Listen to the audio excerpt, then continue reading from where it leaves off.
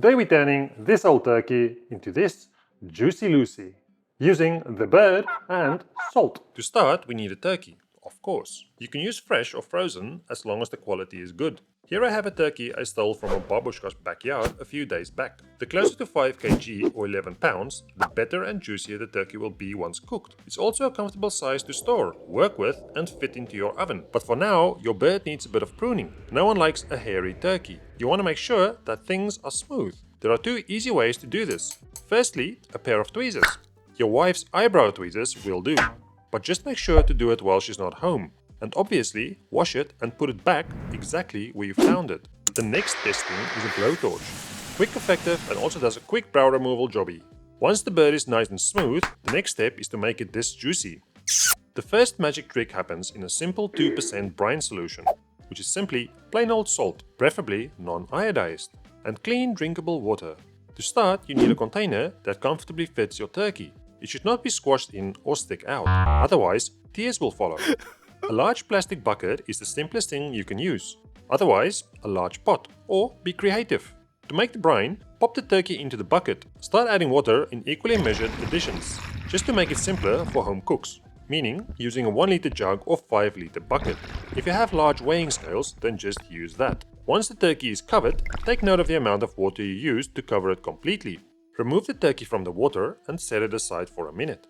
In my case, I added 11.5 liters of water. Times that by 2% or 0.02 on your phone calculator, which means I add 230 grams of salt. Give that a good stir, making sure the salt is fully dissolved.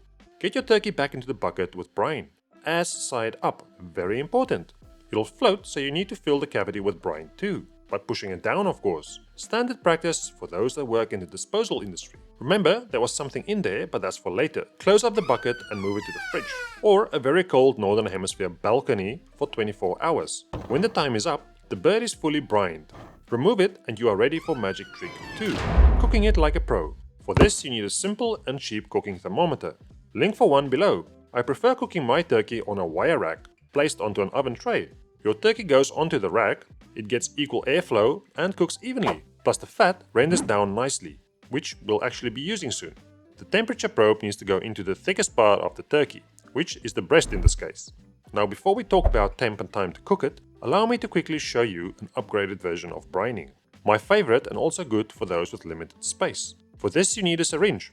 It could be a chef's one like this or just a plain old medical one with a long needle.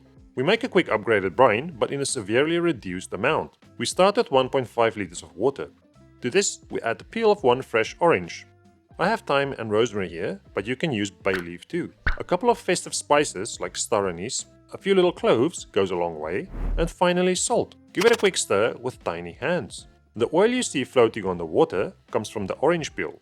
It's the essence of what makes an orange taste like an orange. Gently heat to boiling on the stove. Immediately remove it and let it cool down to room temperature. This all might seem a bit much, but I promise you the result will be totally worth the extra quarter inch of effort. Now for the fun part. Inject the turkey with a brine. Try and do it from the inside, otherwise you end up with lots of holes in the skin. As you inject the brine, you will see the parts of the meat rise where the brine penetrates. Brining works by causing muscle fibers to saturate and hold liquid. It also seasons the meat perfectly throughout. And then when cooked correctly, it retains almost all of the original and added moisture. Pretty sweet. As far as flavorings go, less is more. This festive brine is as far as I would go. The flavors work really well, but don't overpower the turkey. For all other occasions, just simply salt brine works best. As you inject the brine, some will drip out and it will take the turkey some time to soak it all up. Move it to the fridge. After 6 hours, the brine that did not stay inside will have to go back inside. So simply inject that again before setting onto a wire rack and onto a tray. It's not a must to truss or tie up the legs, but I'll show you how anyway. A simple bit of butcher string or natural twine works fine. Tie up the legs tightly, without any sailor's knots or anything fancy. Snip off any excess string. The wings should just be kept tight to the sides, but don't over tighten it. Fix the string around the wing like this. Loop the round to the other side. Go down, over, around and back again, before tying the loop close and snipping off the excess string. Pop it into the oven. Remember to stick the thermometer in there too. The great thing about this method is that it cooks while you sleep if you want to serve it for lunch, or while you do other things if you want to serve it for dinner. No stressful situations. Set the oven to 65 degrees Celsius or 149 degrees Fahrenheit. If it only goes to like 70 or 80, then that's what you'll use. The most important thing is that the final internal temperature of the turkey should not exceed 70 degrees Celsius or 158 degrees Fahrenheit. Ideally, it should be around 65 degrees Celsius or 149 degrees Fahrenheit. What about salmonella and friends? You're lucky, because it gets killed at 60 degrees Celsius or 140 degrees Fahrenheit. So yeah, 100% safe. End of discussion. Finally, we roast it to give us that beautiful brown roasty toasty skin. Remove the bird first, then whack up the oven to 250 degrees Celsius or 482 degrees Fahrenheit. Then roast it for 15 to 20 minutes until golden brown. Rotate the tray halfway if your oven cooks unevenly. You now have the best turkey of your life. In order to be the ultimate, let it rest for 20 minutes. Once rested, dip out the liquid in the inside of the turkey. There won't be much, but enough to deglaze the tray and make a delicious gravy. To do that, scrape all the bits from the tray using a spoon or spatula. If this was an oil field of flavor, it would be Saudi Arabia. Don't miss out on the rush. Do not worry about any large bits in there. Once they've given their flavor and the sauce is done, you simply remove it if you want. Once that's all done, get it into a jug or container. Let it sit for 5 minutes so the fat rises to the top. Meanwhile, chop an onion and a touch of garlic. Strip a thyme stalk or two. Place a pan on medium heat and pour some of that turkey fat into the pan. In goes the onions that made you cry. Thyme leaves, garlic, top tip, no salt yet as we want it to caramelize first. Keep cooking and stirring, having a jolly old time. Once the onions are golden brown, you add a pinch of salt. Cook a touch more before adding all the pan juices to the browned onions. Deglaze the pan well, getting all the flavor into the sauce. Add a touch of water or chicken stock if you don't have enough liquid.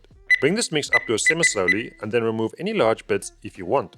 Add little bits of butter and emulsify it with a whisk into the sauce as it simmers. This is a classic French technique called monter au beurre. S'il vous plaît. When ready, the sauce should be glossy, slightly viscous, but still liquid and light in texture. Give it a taste and make sure you're happy with the balance. Set it aside for now. Most of you will just pop the turkey onto the table and everyone helps themselves, which is the correct thing to do of course, but for those that need to cut it up and serve it to someone, like myself, this is how to do it. Snip off the twine or butcher string. Many ways to do this, but this is my favorite way to go about it. Remove the legs from the breast by simply cutting down the inside of each and then breaking the two parts in half, gently of course. Set the legs to the side for now and keep it warm in a low oven covered with foil. The wings are attached to the back of the breasts. With a simple twist and cut, you can easily remove them if you want. Keep them warm too. For the breasts, simply go down the middle, along the breast cartilage, following the rib cage. If only biology was explained through cooking, I might not have failed it. If you've done it right, the meat should have a slight blush to it. The texture should be firm, yet giving. And there will be plenty of juicy everywhere. The path is kinda laid out for you. You just guide the knife to do the work.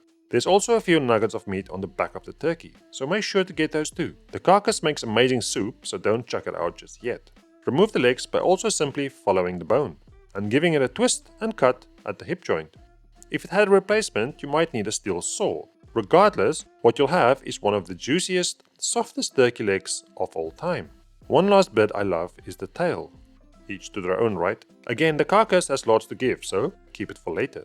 By the way, would you call this wet or juicy? I don't want to say moist, as it seems to offend people. Before we sauce it up, that's your whole bird cut up right there. Nyam nyam. You can slice the breast as thick as you like, but I like it to be manageable if you know what I mean. Get that onto a warm plate. No one I know likes it cold. Follow by cutting up some of that perfect thigh meat. By the way, the fat has rendered out of the skin and will be very thin and delicious. Don't remove it, if you please. I don't know why anyone would, but just a warning. Add the leggy to the breasty, saucy McSaucy all over. And be extremely generous, in times of uncertainty especially so. Before we look at what we found inside the bird, let's dippy dip and fully inflict a happy time on our taste buds. Delicious! Now obviously, you need the best mashed potatoes for your turkey, which is an art all by itself. And this video right here will show you exactly how it's done. And as always, thanks for watching, love you long time, bye bye.